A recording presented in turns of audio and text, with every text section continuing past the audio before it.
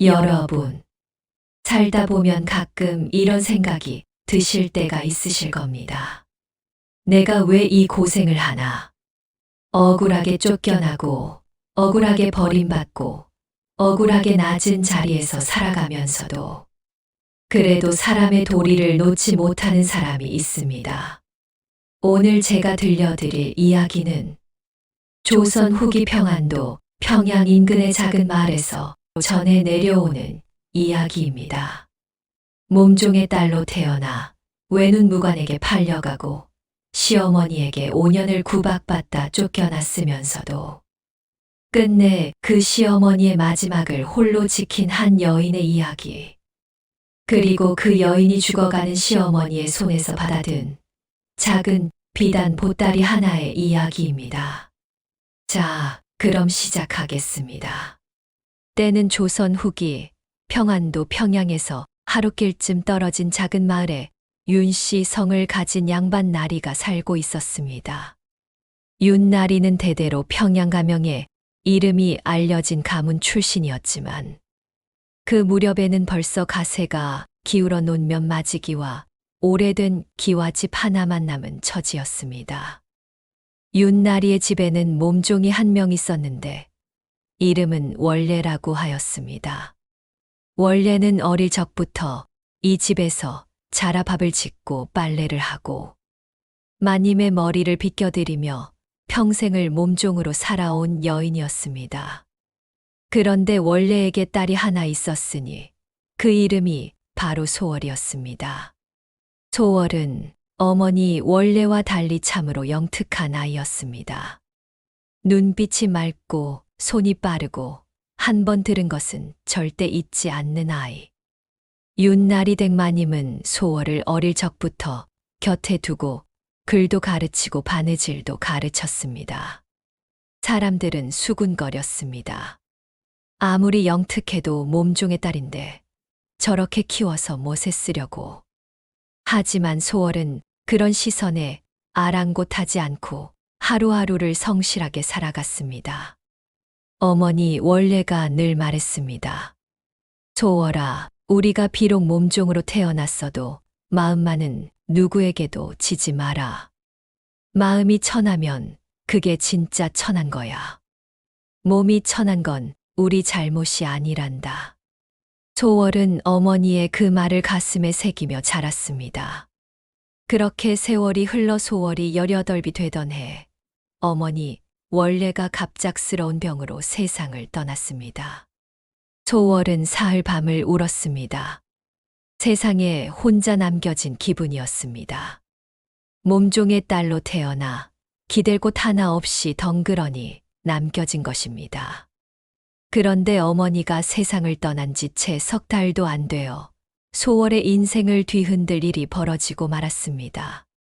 윤나리가 빚을 진 것입니다. 그것도 보통 빚이 아니었습니다. 평양 가명 인근에서 장사를 크게 벌이다 실패하여 논밭은 물론이고 기와집 문서까지 사채업자의 손에 넘어갈 판이 된 것입니다. 빚쟁이들이 날마다 대문 앞에 진을 치고 고래고래 소리를 질렀습니다. 윤나리, 오늘까지 돈 안 갚으면 이 집 홀랑 뒤집어 엎겠소이다. 윤나리는 사랑방에서 한숨만 쉬고 있었습니다. 그러던 어느 날 뜻밖의 혼담이 들어왔습니다. 평양에서 가까운 고을에 사는 김씨 성을 가진 무관 집안에서 며느리감을 구한다는 것이었습니다. 그런데 그 무관이 문제였습니다. 외눈박이였습니다. 전쟁터에서 화살을 맞아 한쪽 눈을 잃은 무관. 나이는 30 중반.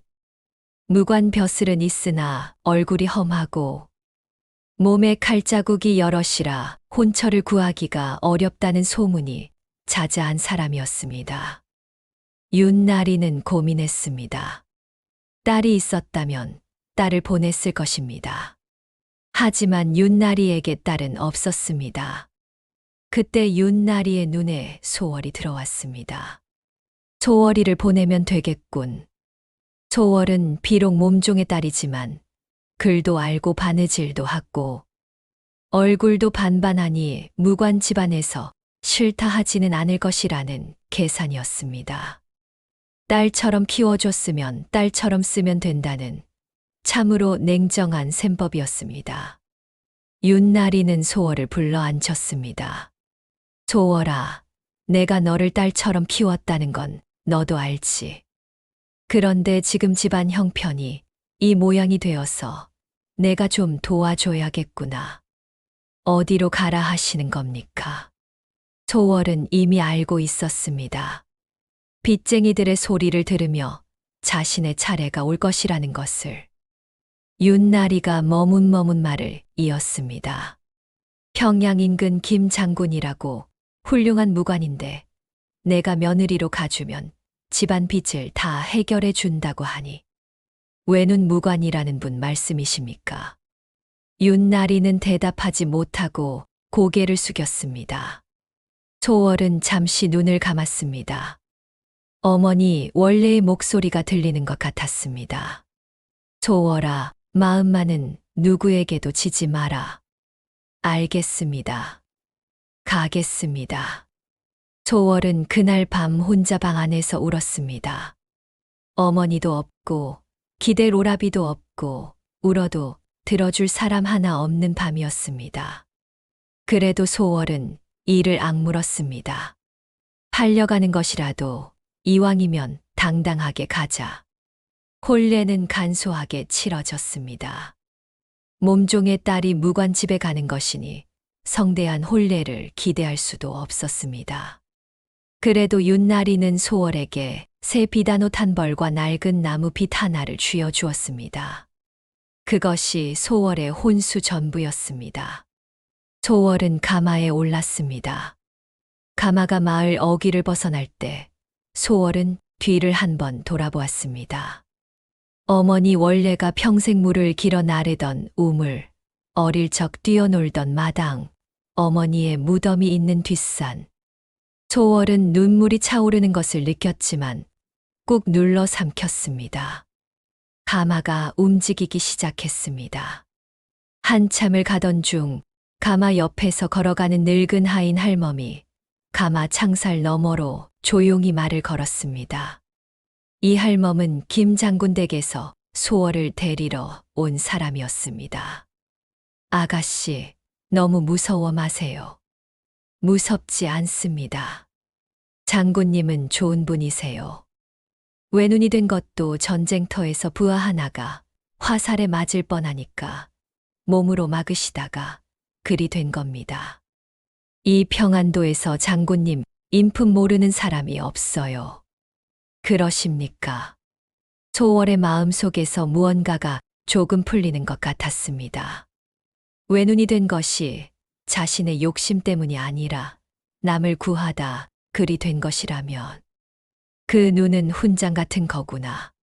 김 장군의 집은 소월이 생각했던 것보다 훨씬 단정했습니다. 크지는 않았지만 깔끔하게 정돈된 마당, 대문 앞에 반듯하게 세워진 창 두 자루, 그리고 마루에 꼿꼿하게 서서 소월을 기다리는 남자. 소월은 가마에서 내려 처음으로 김 장군을 마주했습니다. 키가 크고 어깨가 넓고 한쪽 눈에는 검은 안대를 하고 있었습니다. 얼굴에는 칼자국이 몇 군데 있었지만 남은 한쪽 눈이 깊고 맑았습니다. 그 눈이 소월을 바라보았습니다.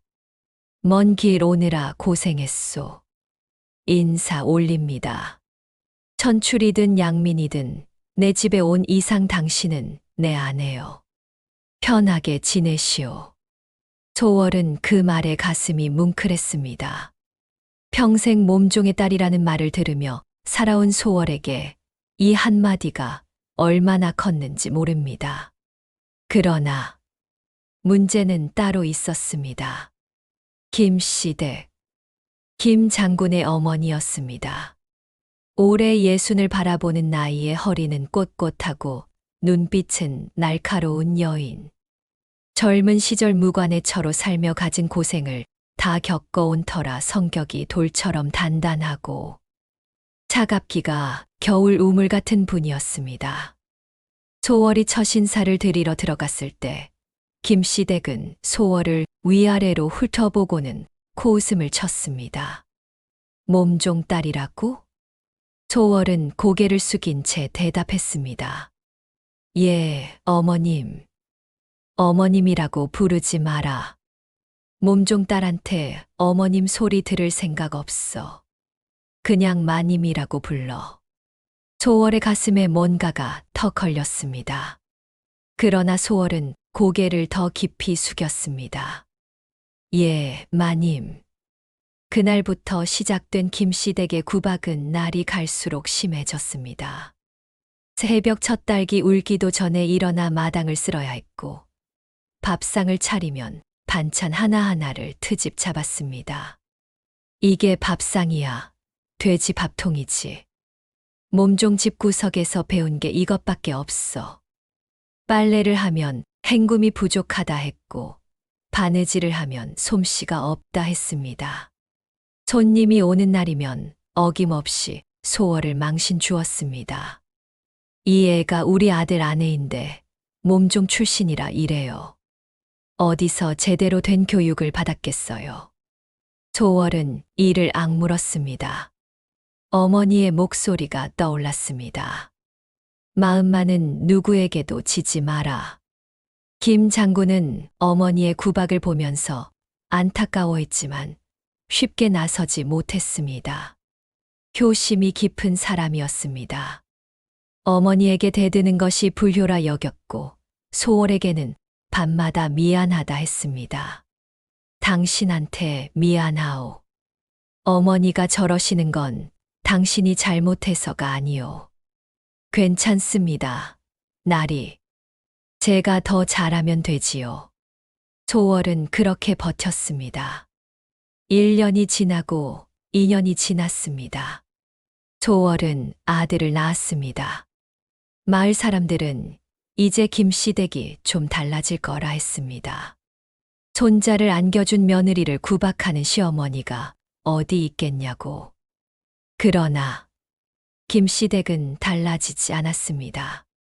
몸종 피가 섞인 손자라 우리 집안 핏줄이 흐려졌어.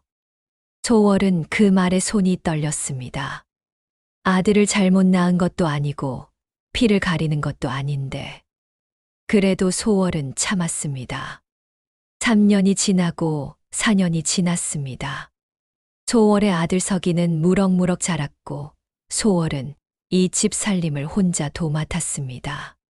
바깥일은 김 장군이, 안살림은 소월이. 그렇게 5년이 흘렀습니다. 소월이 시집 온 지 5년이 되던 해봄, 김 장군에게 변방 출정 명령이 내려왔습니다. 북쪽 국경지대에 분란이 생겨 무관들을 급히 보내야 한다는 것이었습니다. 김 장군은 소월의 손을 잡았습니다. 당신과 서기를 두고 가는 것이 마음에 걸리오.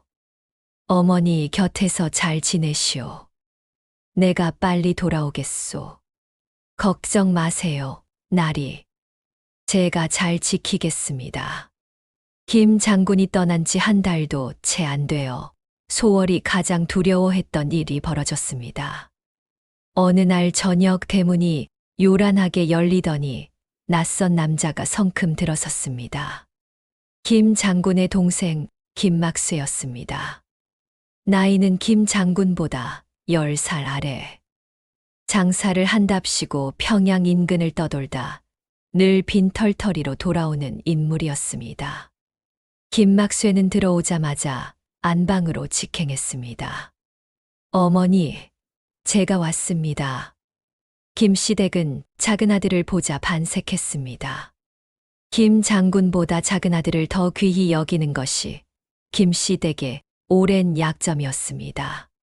그날 저녁 소월은 부엌에서 저녁을 준비하면서 안방에서 들려오는 소리를 들었습니다. 어머니, 형님이 이번 출정에서 혹시라도 잘못되기라도 하면 어쩌실 겁니까? 집안 재산이며 공훈 문서가 다 저 몸종 딸 손에 넘어가는 거 아닙니까? 그러게 말이야. 지금 손을 쓰셔야 합니다. 형님 봉운으로 받은 토지 문서랑 집안 재산 문서를 미리 정리해 두셔야지요. 어머니 명의로 돌려두시면 제가 잘 지키겠습니다. 조월은 손이 굳었습니다. 칼자루가 어디로 향하는지 알 것 같았습니다. 다음 날 아침 소월은 김씨댁 앞에 조심스럽게 앉았습니다. 마님, 드릴 말씀이 있습니다. 나리의 공운 문서는 나리가 직접 관리하시는 것입니다. 나리가 돌아오실 때까지 그 문서에 손을 대셔서는 안 됩니다. 뭐라고? 내가 감히 나한테 안 된다고 하는 거야. 나리를 위해서 드리는 말씀입니다.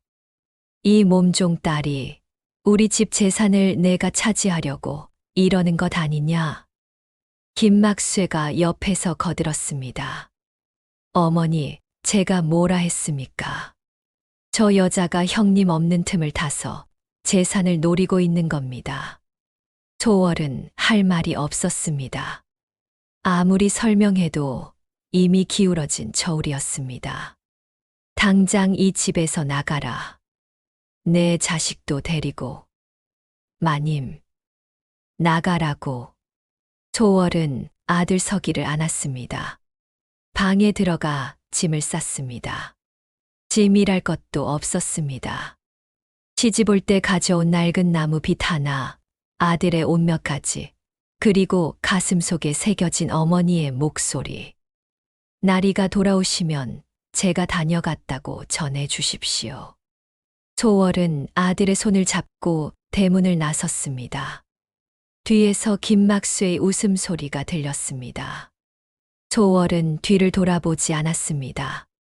조월은 마을에서 조금 떨어진 곳에 작은 토막집을 얻었습니다. 방이 하나의 부엌이라 부르기도 민망한 작은 아궁이가 하나. 그곳에서 소월은 아들 서기와 살기 시작했습니다. 살기를 찾아야 했습니다. 조월은 바느질을 시작했습니다. 아침 일찍 일어나 마을 안악들의 옷감을 받아다 밤새 바느질을 했습니다. 바느질 품삯으로 쌀을 사고 나무를 캐어 반찬을 만들고 서기를 먹이고 재웠습니다. 어떤 날은 자신은 굶으면서도 서기 입에 밥을 먹였습니다. 서가, 내 아버지는 훌륭한 사람이야. 반드시 돌아오실 거야. 그때까지 엄마가 지킬게. 그렇게 석 달이 흘렀습니다. 그런데 마을에 소문이 돌았습니다. 김 장군이 변방에서 전염병에 걸렸다고 하던데. 아이고, 설마. 이번에 출정한 군사들 중에 병자가 많이 나왔다는구먼. 조월은 그 소문을 들을 때마다 가슴이 철렁했습니다. 그러던 어느 날 저녁, 김 장군의 부관이 소월을 찾아왔습니다. 조월 마님 드릴 말씀이 있습니다. 부관의 얼굴이 어두웠습니다. 조월은 이미 알았습니다. 장군님께서 변방에서 전염병을 얻으셨습니다. 부하들을 돌보시다가 당신이 먼저 옮으신 겁니다.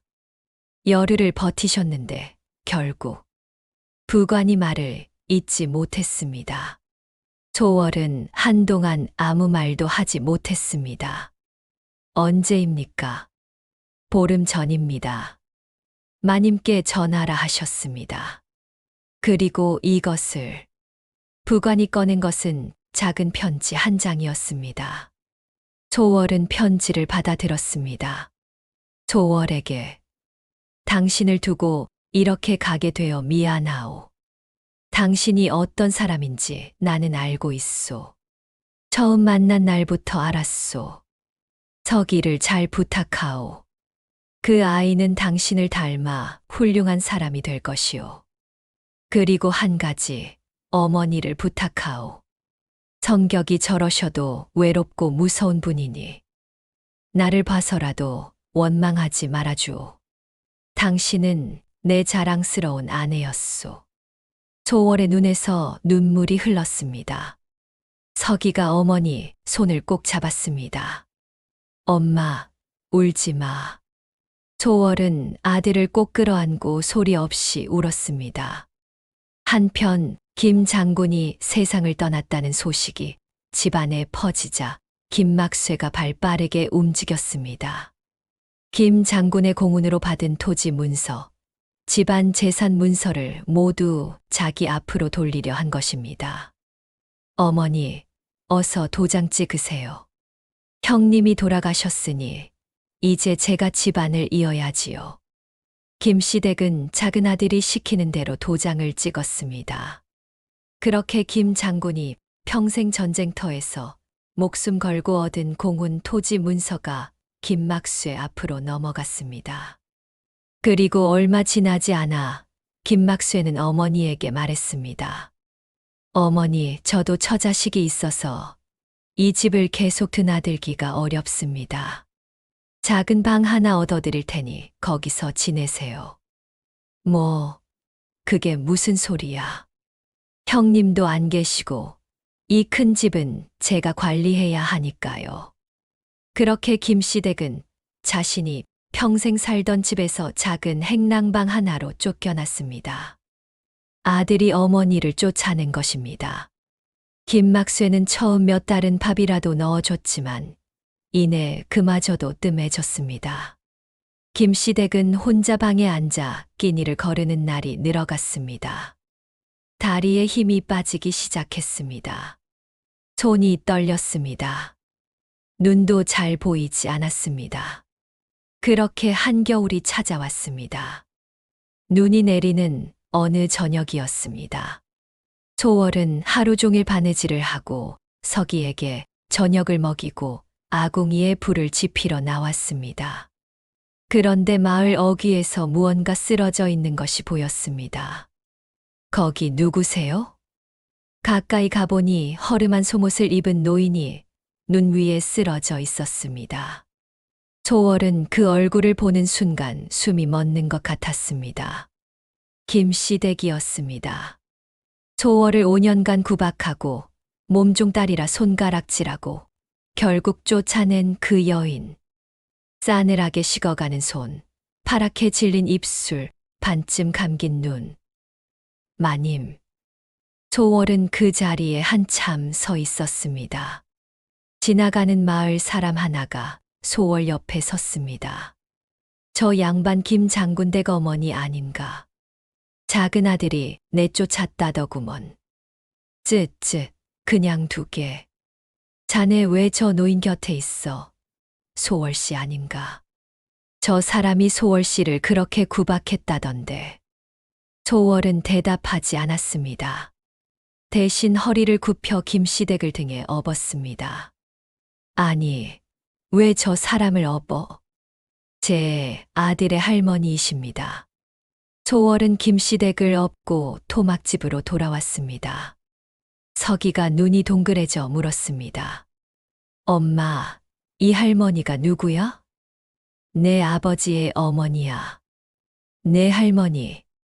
근데 이 할머니가 우리 쫓아낸 할머니 아니야? 그래도 내 할머니야. 소월은 그날 밤을 꼬박 세웠습니다. 얼어붙은 김씨댁의 손발을 주무르고 따뜻한 미음을 쑤어 입에 떠 넣어주고 아랫목에 뉘어 이불을 덮어주었습니다. 사흘이 지나자 김씨댁이 눈을 떴습니다. 여기가 어디야? 제 집입니다, 마님. 소월이? 예. 내가 너를 그렇게 했는데 왜 내가? 나리가 부탁하셨습니다. 어머니를 부탁한다고. 김씨댁은 올해 말을 잊지 못했습니다. 소월은 그날부터 김씨댁을 돌보았습니다. 삭바느질 돈을 쪼개 약을 사고 끼니마다 소화가 잘 되는 죽을 쏘어드렸습니다. 마을 사람들이 말렸습니다. 소월 씨, 왜 저 노인을 돌봐? 본인도 어려운 처지에. 저 노인이 소월 씨한테 어떻게 했는지 알면서. 압니다. 그래도 제가 두면 돌아가실 것 같아서요. 계절이 바뀌었습니다. 겨울이 가고 봄이 왔습니다. 김씨댁은 차츰 기력을 되찾았습니다. 어느 봄날 아침 마당에 앉아 햇볕을 쬐던 김시댁이 서기가 마당에서 뛰어노는 것을 바라보았습니다. 저 아이가 우리 아들을 닮았구나. 서기가 달려와 김시댁 앞에 섰습니다. 할머니, 나 닮은 데 어딘지 알아? 눈이 닮았다, 이 녀석. 그것이 소월이 처음 보는 김시댁의 웃음이었습니다. 그런데 여름이 끝나갈 무렵 김시댁이 자리에 다시 눕기 시작했습니다. 이번에는 달랐습니다. 몸이 부어오르고 밥을 넘기지 못하고 숨을 쉬는 것조차 힘겨워했습니다. 의원이 다녀갔습니다. 오래 버티시기 어렵겠습니다. 편히 가실 수 있게 해드리세요. 소월은 그날 밤 김시댁 곁에 앉아 손을 잡고 있었습니다. 서기는 할머니 발치에 앉아 조용히 손을 비볐습니다. 소월아. 예, 마님. 마님 말고 어머니라고 불러라. 소월은 눈물이 왈칵 쏟아졌습니다. 어머니. 내가 너한테 너무했다. 몸종딸이라고 사람 취급을 안 했어. 그게 내 평생 가장 큰 잘못이었어. 어머니, 그런 말씀 마세요. 아니야, 해야 해. 안 하면 눈을 못 감겠어. 김시댁이 소월의 손을 꼭 쥐었습니다. 저기 내 옷 보따리 밑에 작은 비단 보따리가 있어. 가져와라. 소월이 방 구석 옷 보따리를 헤치자 진한 남색 비단으로 쌓인 작은 보따리가 나왔습니다. 묵직했습니다. 소월이 김시댁 앞에 가져다 놓으니 김시댁이 떨리는 손으로 보따리를 풀었습니다. 안에서 나온 것은 종이 몇 장과 작은 주머니 하나였습니다. 종이를 펼치자 토지 문서였습니다. 소월이 눈을 들어 김시댁을 보았습니다. 우리 아들이 출정 가기 전에 나한테 맡겨두고 간 거야. 막수한테도 모르게 하고. 어머니, 이것만은 소월에게 전해주세요. 소월 앞으로 된 땅 문서입니다. 하면서 소월의 손이 떨렸습니다. 나는 처음엔 안 줄 생각이었어. 몸종 딸한테 왜 줘야 하냐고. 근데 내가 나를 업고 들어오던 날 밤에 내가 잘못됐다는 걸 알았어. 주머니 안에는 작은 편지 한 장이 더 있었습니다. 소월이 편지를 펼쳤습니다. 소월에게 이 땅은 내가 변방에서 공을 세워 받은 것이요. 당신과 서기의 것이요. 그리고 한 가지 더. 당신이 이 편지를 받을 때쯤이면 어머니 곁에 당신이 있을 것이라 믿소. 내가 당신을 믿는 이유는 단 하나. 당신이 내가 아는 가장 마음이 큰 사람이기 때문이요. 그리고 소월, 당신은 처음부터 몸종의 딸이 아니었소. 내가 오래전에 당신 어머니 원래의 신분 해방 문서를 관하에 올렸소.